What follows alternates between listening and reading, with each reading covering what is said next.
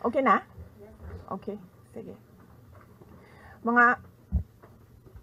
Mga kababayan, magandang araw sa inyong lahat.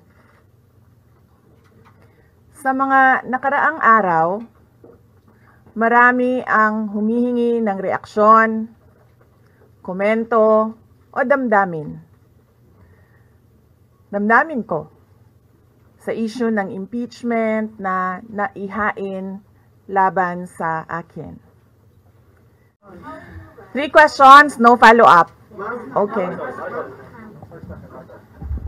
Said he has nothing to do with the impeachment. I do not want to answer that question. Next. Mag-confirm po ba na si dating Pangulo Rodrigo Duterte isa sa mga abogado niyo para sa impeachment? I do not want to answer that question. Yes, ma'am. Nakikita niyo po ba na may hahalin tulad ng sitwasyon ng bansa sa 1984 ni George Owen? I do not want to answer that question. Last question. Ma'am, naniniwala po ba kayo na may gumalaw po for the impeachment? May gumalaw po na parang money involved? I do not want to answer that question. Yes.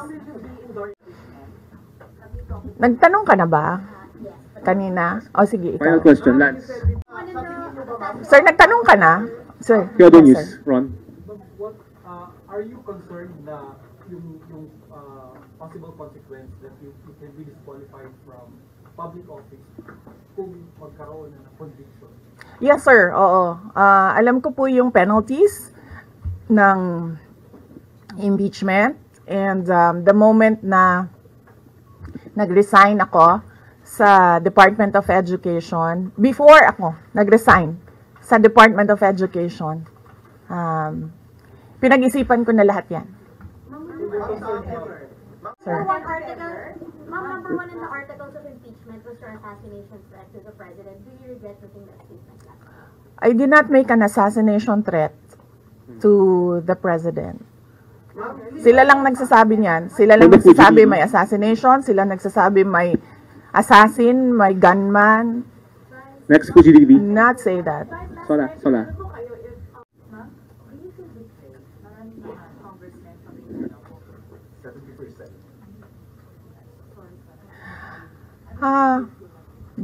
Do I feel betrayed?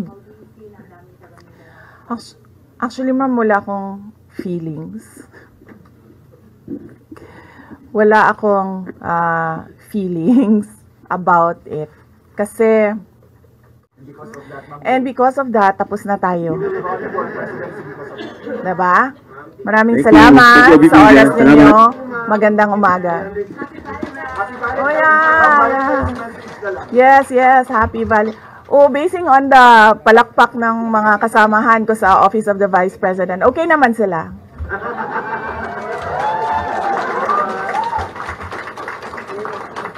At mga Lenny supporters pa yan, tingnan mo, pero pumapalakpak sila sa akin.